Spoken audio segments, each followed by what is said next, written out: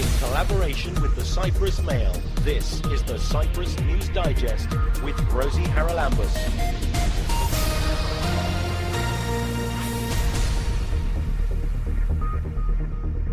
Coming up this week, hydrocarbons. Have we really thought through all our options on natural gas? We may be sending our gas to Egypt to be liquefied and importing it to Cyprus at double the price in comparison to a pipeline coming straight from Aphrodite to Vasilikos. Our own gas arriving and costing us double the price. That would be a real joke, sad joke. And the global climate strike culminates tonight with a march in Nicosia sending an unequivocal message to the government.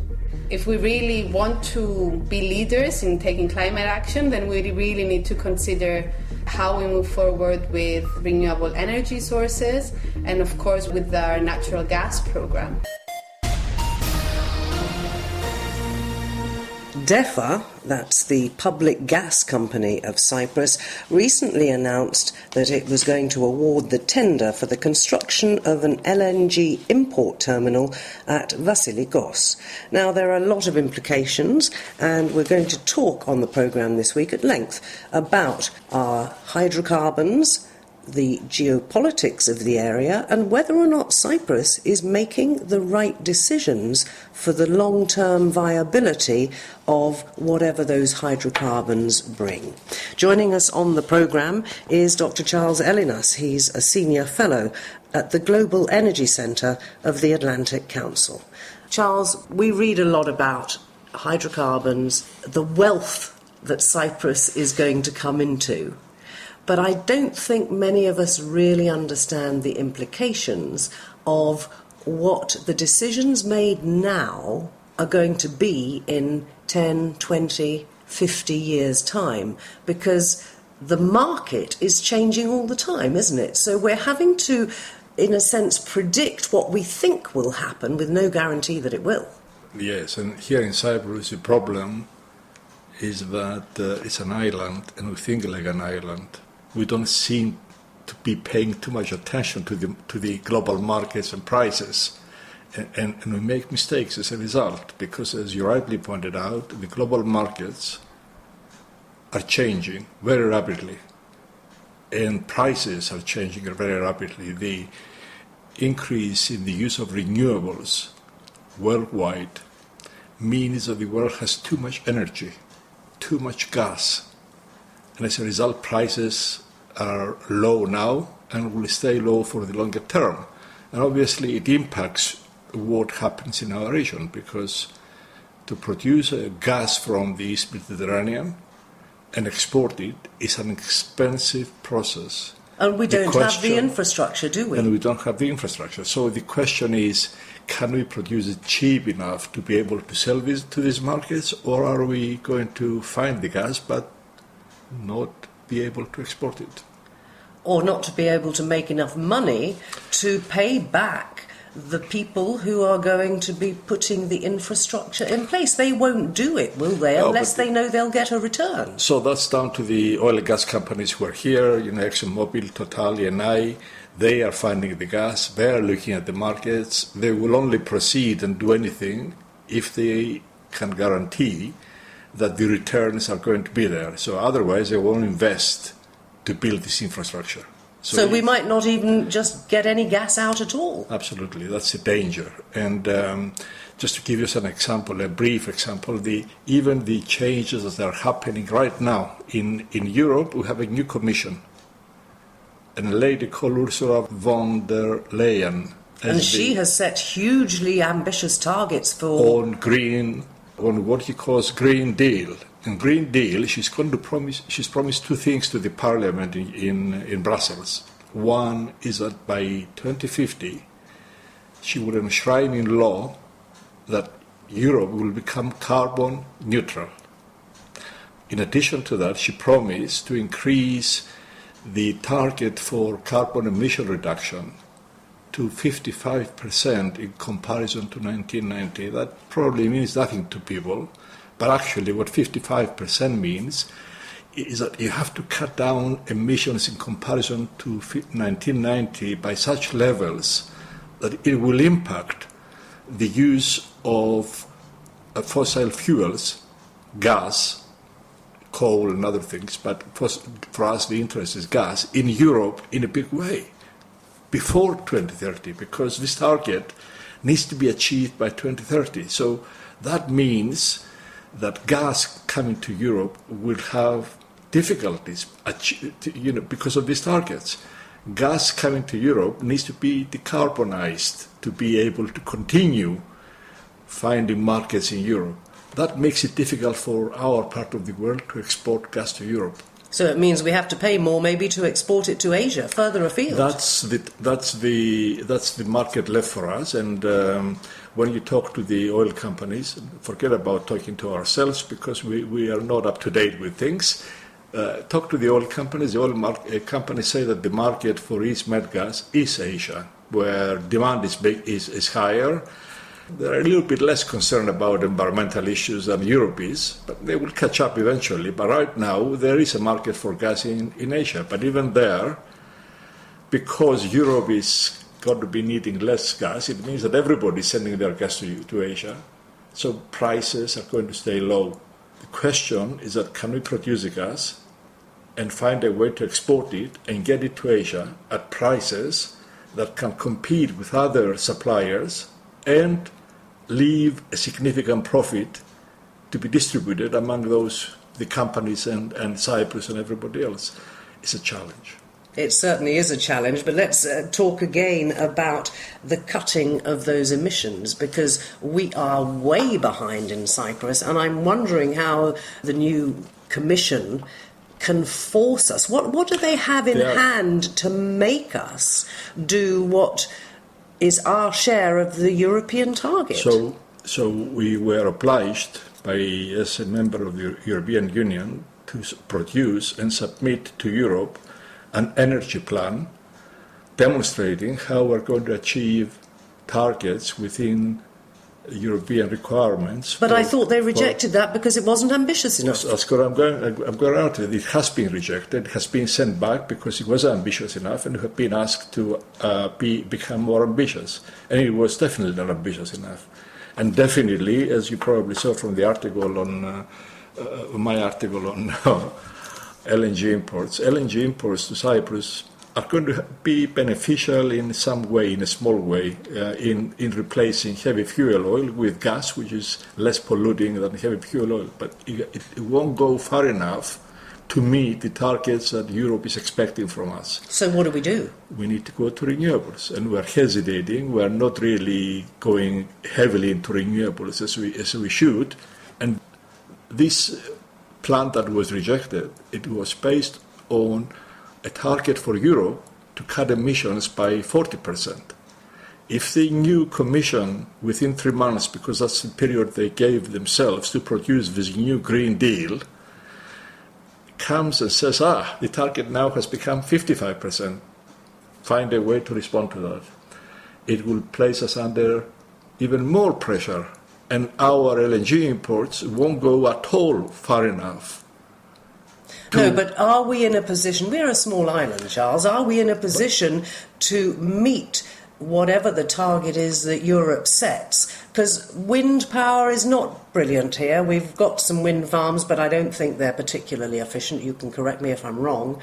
We've obviously got the sunshine. Should we be making more use of that? Or what about wave power? And I think there's swell power now somebody's looking at, because the Mediterranean is not like the Atlantic Ocean with waves, is it? We have plenty of solar power. We can produce a lot of electricity using solar power. We're not anywhere near exhausting the limits we can go to. There is an organization called IRENA, the International Renewable Energies Association, that came and did a study in Cyprus about 2 years ago, 3 years ago, and made a recommendation. The recommendation is available because they have produced a report for Cyprus with their recommendations. And they say, at that time, that Cyprus could produce as much as 40% of its electricity out of solar power without much modifications to the system. We are nowhere the 40% limit. In addition, since then, the use of batteries has become standard now. It has become cheap and standard. So use of batteries combined with solar power can help us convert much more of our electricity to renewables. The problem we have is that by importing LNG, we're actually limiting that, because if we import LNG and we make plans to use so much gas for electricity production for the project to become remotely viable, it's not, from me it's not viable, but let's assume it becomes remotely viable. If we then reduce the amount of electricity to be generated by gas, it means that the unit cost is going to go up to compensate. So we cannot afford to convert our electricity to renewables because we are committing to LNG. And that is going to be a limitation. And we are going to end up with problems, because even though Europe will not insist that we reduce our emissions by 55% in comparison to 1990 levels, because it cannot, it's very difficult. They expect us to become more ambitious, much more than we promised so far. And that will put too much pressure on Cyprus. How to achieve that? We will not be able to achieve that unless we do something drastic. So the drastic thing is to use more renewables to produce electricity, and obviously also need to deal with transport. I mean, our Biofuels. Biofuels. Because right now we use diesel heavily for transportation and petrol. And 80% of our emissions, I mean, this is what is not fully understood. Dealing with power generation alone can go so far, because power generation only produces 20% of Cyprus emissions. 80% comes from mostly transport. So even if you reduce emissions from power generation by 50%, you have gone down from 100% to 90%, because transport is still producing 80%. So you need to tackle that. How do you tackle that? We haven't really done much to address that. We haven't gone very far into the direction of reducing emissions from transport.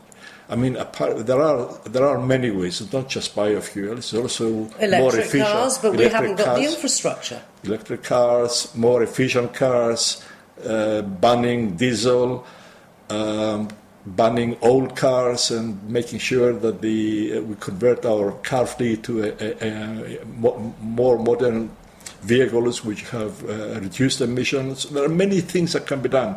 We haven't done that. And we're going to face serious problems, because Europe, even though we are small, they're not going to let us off and say, okay, Cyprus, you're small, you don't need to do much. So we'll pay more fines, presumably, eventually. We'll pay more fines. Let me come on to, as we started, with the consortium that is going to, unless there are objections, I presume, be awarded this contract for the LNG import terminal. Now, tell us about who is in this consortium, because in an article that you wrote recently in the Sunday Mail, you said that they didn't have very much experience in this and won the contract ahead of other consortia that did. So we have to be careful about the interpretation here, because DEFA says they had a marking system which produced results that made this consortium number one ahead of the others. I find that very strange, because the leader of the consortium, CPP, the Chinese company, doesn't really have any experience in LNG. But they have a member of the consortium that is experienced in LNG. So if you look at the whole consortium, maybe that single member is enough to make sure that the project works out. One of the consortia that has been, the European consortium that came second or third, I don't know what, the companies in that consortium are extremely well known. I know them very well in terms of their experience in LNG. For some reason, technically, they were not found to be the top. So this consortium won the tender, And there are question marks. Well, let's start with the question mark about the fact that a couple of the companies, I think, are owned by Elactor in Greece. Now, aren't they the people that were involved in the fraud case with the rubbish here? Yes, they are, and they were involved in other fraud cases. There is a standing case in North Macedonia that there was corruption. They have a number of cases Charles, let me ask you this. Do we not have some legal means in place here that once a company is convicted of fraud or, well, I suppose you have to say convicted and not accused of, that they are barred from tendering for government contracts? Shouldn't we have something like that? Well, I'm sure we have something in place. I don't know what we have in place.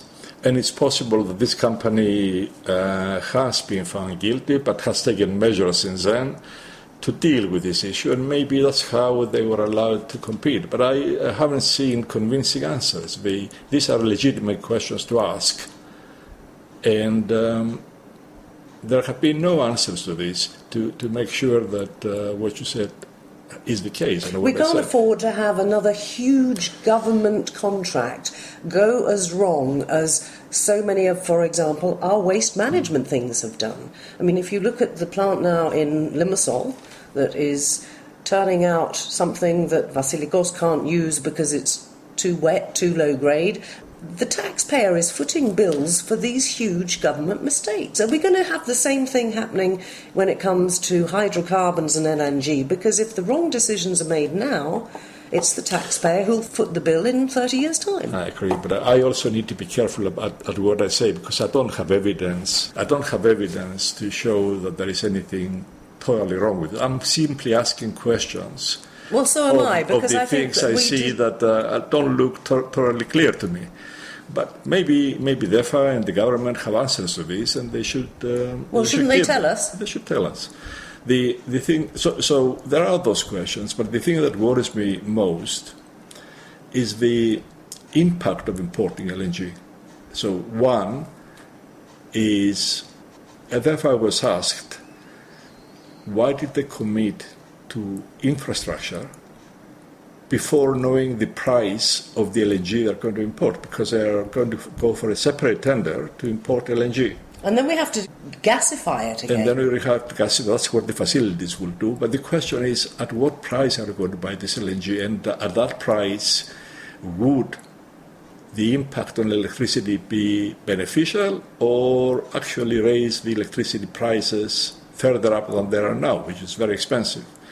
So for me, it's like putting the cart before the horse. Cart before the horse. We have made a decision to award the construction contract before we know what the price of LNG we will be buying is going to be. When DEFA was asked a question, they said, oh, no, don't worry, we will buy it from the spot market, and the price in the spot market now is $3 to $4. Now. And they're absolutely right. The price now is $3 to $4. Yes, but what's it going to be? By 2022, it won't be $3 to $4. And if I look at forecasts, it's difficult to say what the price is going to be. But only last year, it was $8 plus, $8 to $10. Now it's very low because there is a lot of LNG coming into the market. By the middle of the decade, next decade, when we will be buying all this LNG, the forecasts say that in Europe the price of gas may go up to $6.50, so that range. Starting from there, if you add the cost of the recovery and the cost of building these facilities, even though Europe has given us 100 million euros, we still have other costs to recover. Operations, the cost of to EAC of converting to using gas, put all of these costs together, it's very likely that the price that EAC pays for this gas is going to be over $10 per 1,000 cubic feet. Which is more than they pay now for the heavy fuel. Once it goes over $10, it becomes too expensive. And then the price of electricity goes up. So at best, there will be no change in the price of electricity. And likely, the price of electricity will have to go up. So that's one of the concerns I have. We're committing ourselves to a 10-year contract to import this LNG that we say it's going to benefit the environment, and I agree with that, but as I said before, only partly, in a small way, not in a significant way. And the price of electricity may likely go up, will not go down. Committing ourselves to this for 10 years, and we say that in addition to that, we may extend it for another 10 years into the future, without looking into global markets, without looking at emissions, all of these factors. And the second impact it's going to have is what I said, that if you commit to convert all of your electricity to gas to make this project possible, what happens if you want to take, say, 40% of the electricity and produce it using renewables? That means you're using only 60% of this gas you're going to import, and all of your costs of the facilities and everything else have to be recovered on smaller quantities of gas. That means the unit cost will go up. And certainly people will end up paying more for it. But is it likely, though, that the government may find ways to delay the adoption of renewables so that that eventuality doesn't happen, to keep prices under control? Which takes us back to the Green Deal and the European... That's why I'm questioning this whole thing. And there are two other issues that we need to look into. Energean came here to sell us gas from their gas fields in Israel, build the pipeline, connect it to EAC, and give the gas to EAC at less than $7 per 1,000 cubic feet. That's it, $7. Cheaper than EAC would be paying after recovering all these costs. And we rejected it. In addition to that, we are saying that gas from Aphrodite will be sold to Egypt in a few years. But we have to build a pipeline. And we have to sell it first before we build the pipeline. We haven't sold it yet to Egypt, which is another story. We can talk about that later if you want to. But if we were so certain that the project is going to happen, bringing a pipeline from Aphrodite to Vasilikos to bring gas, it could bring it at $5 per 1,000 cubic feet, half the price. And we haven't pursued that. We have given concessions to Noble Energy and its partners in the new production sharing agreement, and we haven't asked in return that if the Aphrodite project goes ahead, they build a pipeline and bring us this gas cheap. So we'll sell it to Egypt. Hang on a minute, Charles, let me get this straight. We'll sell it to Egypt they will for whatever, and we will pay more for importing from somewhere else. And the joke will be that we may be sending one of the companies bidding for supply of LNG to Cyprus is Shell, the operator of the LNG plant in Egypt.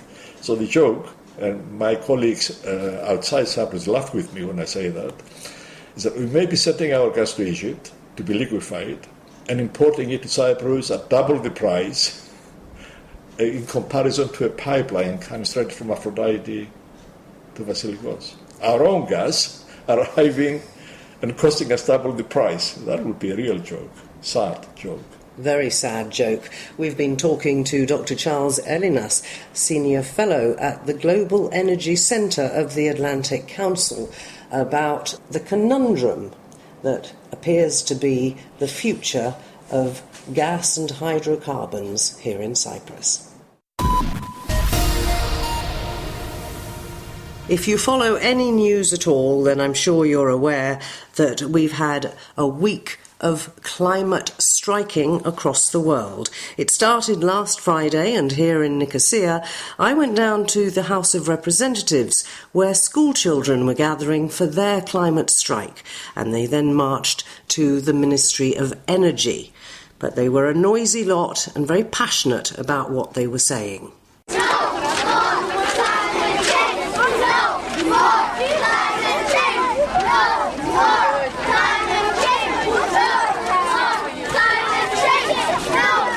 I'm here today to support my planet because I think the world needs to wake up and see that we're all gonna die and our generation now is going to die, and your generation is not going to be harmed.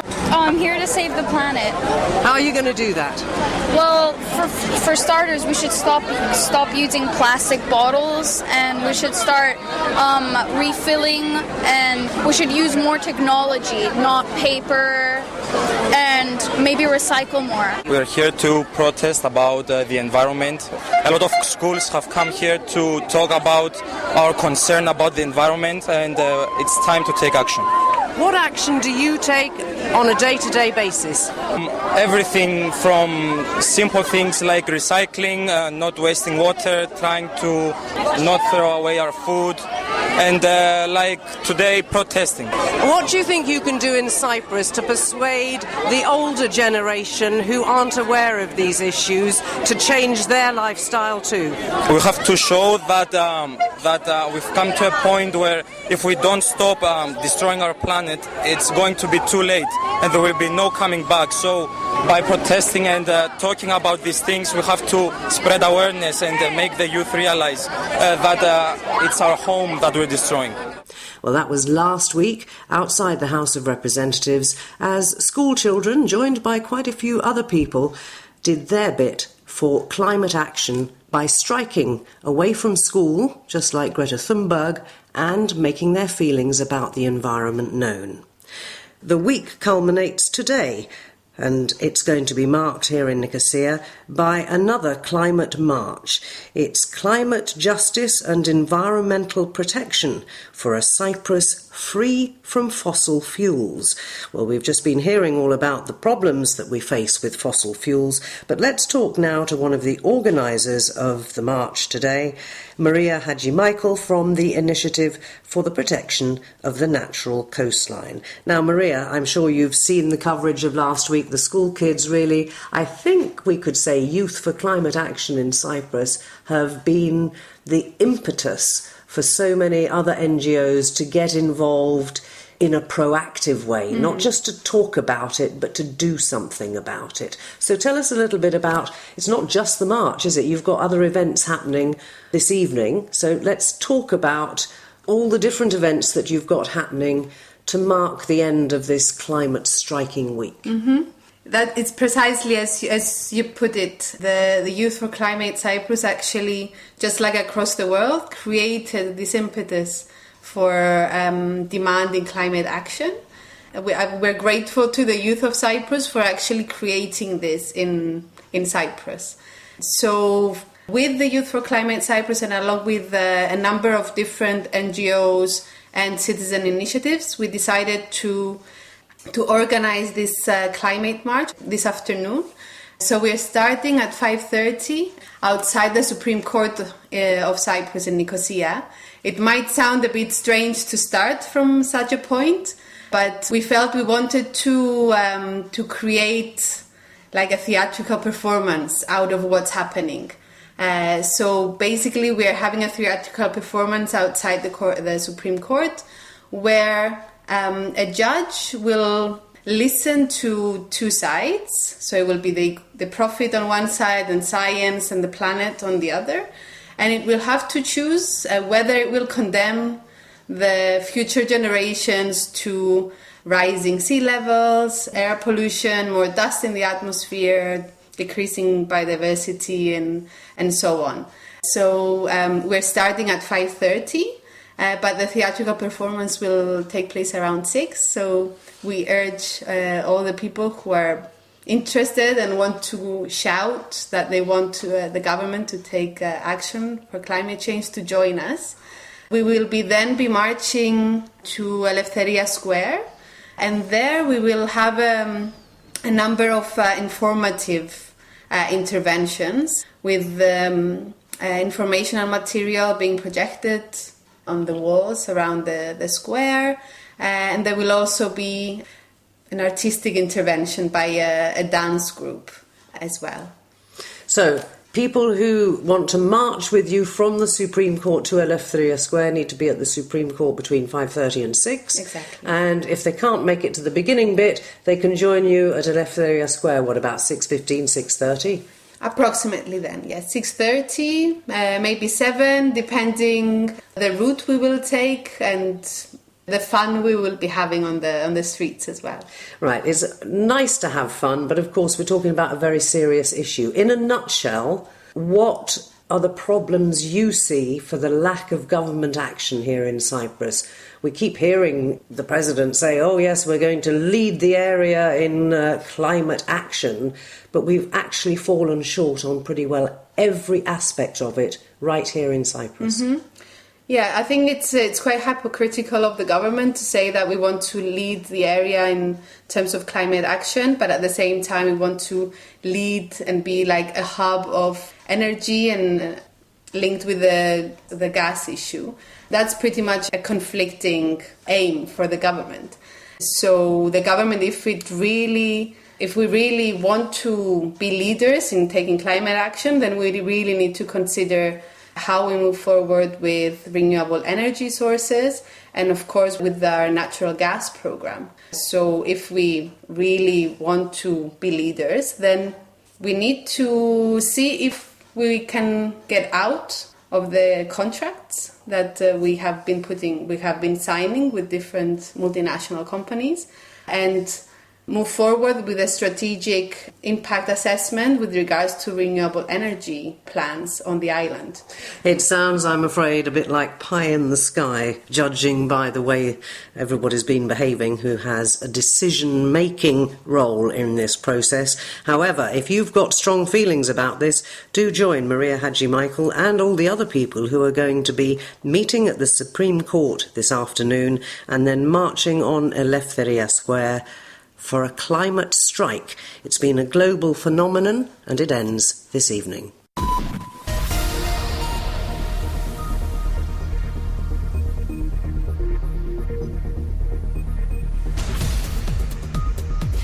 Well, that about wraps up this edition of the Cyprus News Digest. Many thanks for your company. Hope you'll join me next week. Till we meet again, take care and God bless. Bye-bye now.